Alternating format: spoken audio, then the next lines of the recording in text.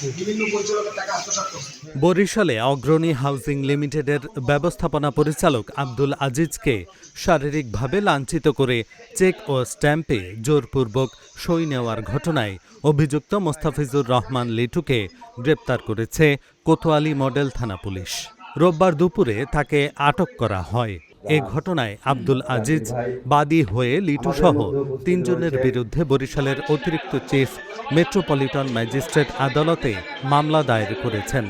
এদিকে একই দিন বরিশাল প্রেস ক্লাবে জরুরি সংবাদ সম্মেলনে জেলা, মহানগর ও কেন্দ্রীয় যুবদলের নেতারা দাবি করেন, মোস্তাফিজুর রহমান লিটু যুবদল, বিএনপি বা কোনো অঙ্গ সংগঠনের সদস্য নন এবং কখনো ছিলেন না।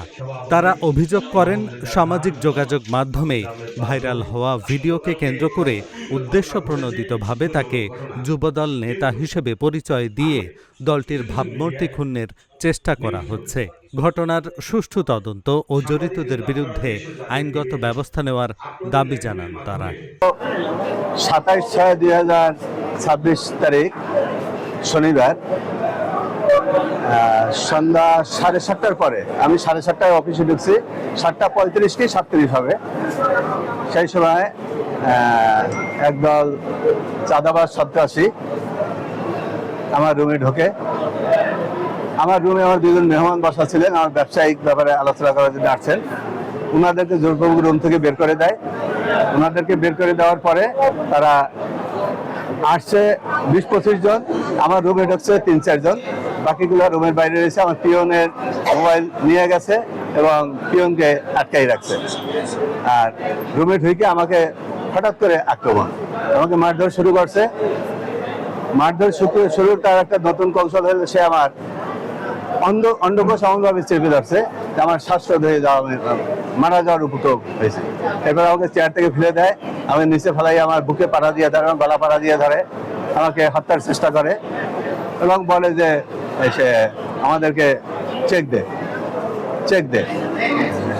চেক দেবো কেন। যাই হোক, আমি তো ওই অবস্থায় তো জীবন বাঁচানো আমি বড় মনে করছি, যার জন্য আমি আমার ড্রয়ার থেকে চেক বললাম যে আমাকে ছাড়ো, আমি চেক তো বের করতে হবে, তারপর তো চেক দেবো।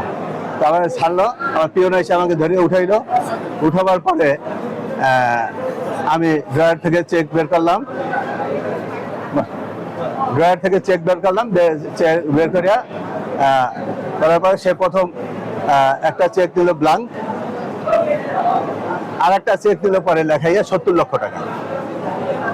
এরপরে তার পকেট থেকে 2 সেট স্টাম্প বের করলো।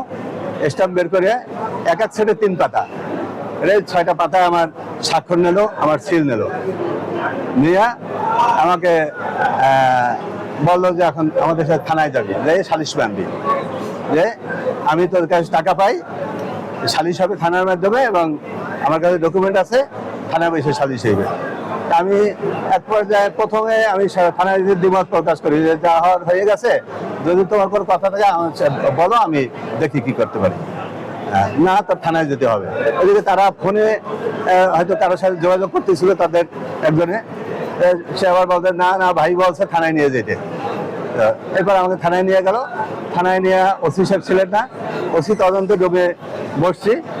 বসার পরে উনি বললো যে আমি ওর কাছে টাকা পয়সা পাই, আমরা থানার মাধ্যমে সালিশি করতে চাই। তো ওসি তদন্ত বললো যে আমার কাছে তো কোনো অভিযোগ নাই, অভিযোগ ছাড়া আমি আপনি সালিশি করবো। বললো যে আমি অভিযোগ দেবো এখন। তাহলে আমাকে বসাই রেখে উনি অভিযোগ দিল। অভিযোগ দেওয়ার পরে 5 তারিখ, আজকে সালিশির ডেট হয়েছে রাত 8টায়। গতকালকে একটি অপ্রীতিকর ঘটনা ঘটেছে, যে ঘটনাটি অত্যন্ত ন্যাক্কারজনক এবং দুঃখজনক ঘটনা।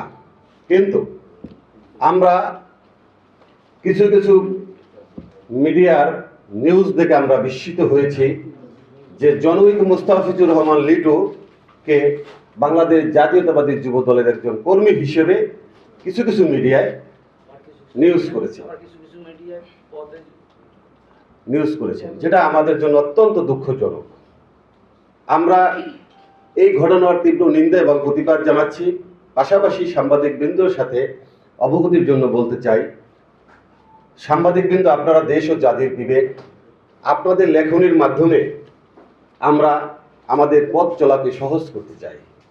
দেশ ও জাতি এগিয়ে যাবে আপনাদের লেখার মাধ্যমে, কিন্তু কখনো কখনো যদি কোনো কোনো তথ্য নিশ্চিত না হয়ে সংবাদ পরিবেশন করা হয়, এটা যেমন একটি দলের জন্য, সংগঠনের জন্য যেরকম ক্ষতিকর, বেদনাদায়ক, দুঃখজনক, ঠিক তেমনি একটি দেশ ও জাতির জন্য এটা আমাদের জন্য কলঙ্কিত।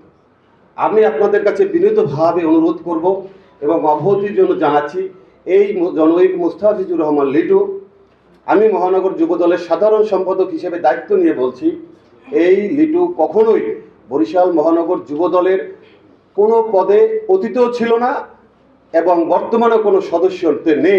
আমি অবগত হওয়ার পরে বিষয়টা যেহেতু সেন্সিটিভ ইস্যু, সঙ্গে সঙ্গে আমি আমার প্রত্যেকটা সদস্য যারা কর্মরত রয়েছে বলেছি এবং অতি দ্রুত আপনারা দেখতে পাবেন আইনের আমলে তাকে নিয়ে আসবে। কী ঘটনা ঘটছিল এবং কী ব্যবস্থা নেবে? আসলে তাদের ভিতরে একটা দ্বন্দ্ব ছিল, একটা ডেভেলপার কোম্পানি তারা নিজেরা চালাতো, তাদের ভিতরে আর্থিক তাদের ভিতরে ঝামেলা ছিল, এর পরিপ্রেক্ষিতে ঘটনাটা ঘটে থাকতে পারে। আমরা ঘটনাটা নিবিড়ভাবে এটা খতিয়ে দেখছি এবং যারা এটার সাথে জড়িত, হামলায় অংশগ্রহণ করেছেন, অবশ্যই তাদের বিরুদ্ধে কঠোর ব্যবস্থা নেওয়া এবং খুব দ্রুতই আপনারা এর ফলাফল দেখতে পারবেন বলে আশা করছি।